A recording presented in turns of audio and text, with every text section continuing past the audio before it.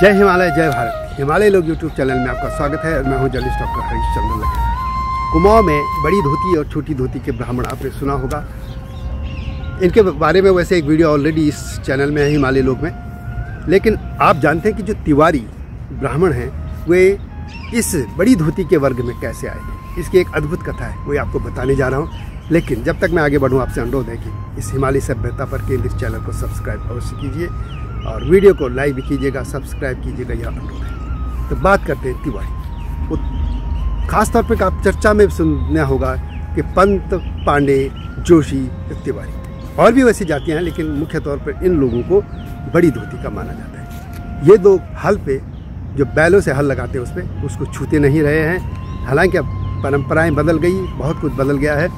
और जो बाकी लोग थे, जो दूसरे ब्राह्मण हैं, उनको ये छोटी धोती का मानते हैं। अब कैसे हुआ इसकी कहानी आती है बाज बहादुर, जो बाज बहादुर चंद थे और जो प्रतापी राजा माने जाते हैं, चंद वंश के राजवंश के, जिससे कुमाऊं पे लंबे समय तक राज किया, उन्हीं के दौरान ये कथा शुरू हुई थी। चंद नरेश बाज बहादुर चंद कुमाऊं के चंद वंशीय शासकों में सबसे अधिक शक्तिशाली शासक रहे हैं। उनका जीवन बचपन का खासतौर पर बहुत दुखद रहा है। उनका कार्यकाल 1638 से 1678 रहा है। वे भाग्य के धनी से, तभी तो एक गरीब परिवार से और चरवाहे से वे राजा बनने की उनकी कहानी है। और यही नहीं, उन्होंने तराई को भी मुगलों से अपने शासन में लिया था तथा युद्ध उन्होंने तिब्बत तक से भी किया था। वे चंदवंशीय राजा नीलू गोसाई के पुत्र थे और उस कालखंड में राजा विजय चंद थे, परंतु वे विलासी प्रवृत्ति के व्यक्ति थे और राजकाज में उनकी कोई रुचि नहीं थी।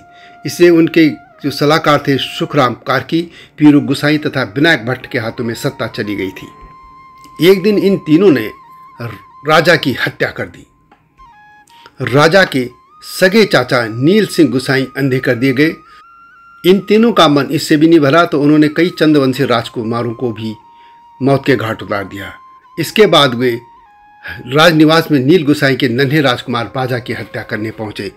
तभी एक दासी ने सोते हुए राजकुमार को शीघ्रता से शाल में लपेट लिया और किले के पिछवाड़े में रख दिया। वहां पर राजकुमार चौसार के पंडित धर्माकर त्रिपाठी की पत्नी को मिले और यही नन्हा कुमार त्रिपाठियों के घर में पला।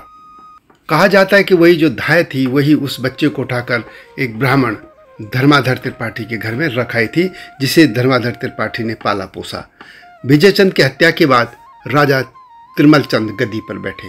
उन्होंने विजय चंद के तीनों हत्यारों में से सुखराम कार्की को मृत्युदंड दे दिया, विनायक चंद की आंखें निकाल दी और बीरू गोसाई को प्रयाग के आसपास आत्महत्या करने के लिए भेज दिया।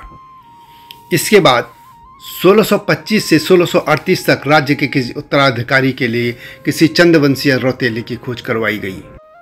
राजा तिरमल चंद को मालूम हुआ कि किन्हीं पंडित त्रिपाठी के घर में एक बालक पल रहा है जो कि बाजा है और वो रौतेलाई है चंद परिवार का।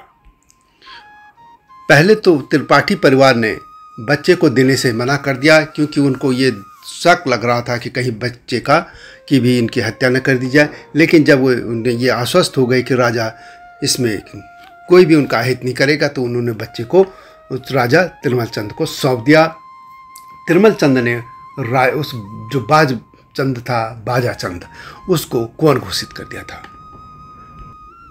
इस तरह 1635 के आसपास तिरमल चंद ने बाज बहादुर को अपना धर्मपुत्र और उत्तराधिकारी घोषित कर दिया। 1638 में बाज बहादुर को सिंहासन मिल गया। बद्रीदत्त पांडे की पुस्तक कुमाऊं का इतिहास हो या डॉक्टर शिव प्रसाद डबराल चारण की पुस्तक कुमाऊं का इतिहास, इन दोनों किताबों में इस कथा का उल्लेख मिलता है। इसमें कहा गया है कि राजा बाज बहादुर चंद ने चौसार में जिस तिवाड़ी ब्राह्मणी का दूध पिया था, उसके पुत्र नारायण तिवाड़ी को बुलाकर उसे अपना बड़े भ्राता के समान सत्कार किया और पूछा कि उसे क्या दिया जाए। नारायण तिवाड़ी ने कहा कि जो भी दर्जा बमनई में गुरु, पुरोहित, पंत, पांडे का दरबार में समझा जाता है, उसी दर्जे के ब्राह्मण तिवाड़ी भी गिने जाए।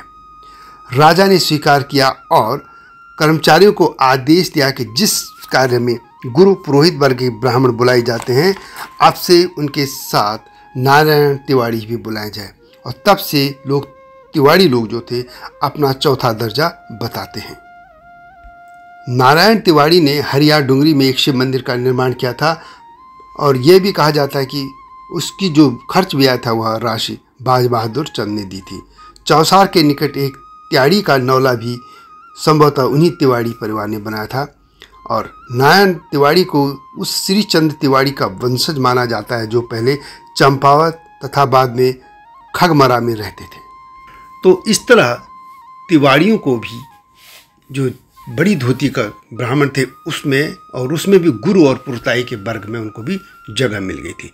तो इस तरह आज भी कहते हैं कि पंत, पांडे, जोशी और तिवारी ये जो 4 ब्राह्मण हैं उनको बड़ी धोती का माना जाता है। वैसे और इलाकों में और भी कई ब्राह्मण हैं। वैसे यह भी है कि सभी जो कुमाऊं के इन जातियों के ब्राह्मण वे सभी बड़ी धोती के नहीं। कुछ इलाकों में, कुछ क्षेत्रों के या कुछ गाँव के जो हैं उन्हीं में ये लोग शामिल हैं। तो यह थी गाथा तिवारियों के उच्च धोती के या बड़ी धोती की ब्राह्मणों में शामिल होने की गाथा। यह वीडियो कैसी लगी कमेंट में अवश्य लिखें। और इस तरह की यदि आपके पास भी कोई जानकारी है, सूचना है या आप चाहते हैं किस तरह की वीडियो बने तो कमेंट में अवश्य लिखें। और मेरा ईमेल भी उसमें दिया गया है, आप उसमें मुझे सूचनाएँ जानकारी मेल कर सकते हैं। इसी तरह के मुद्दे के साथ शीघ्र आपके सामने आऊँगा।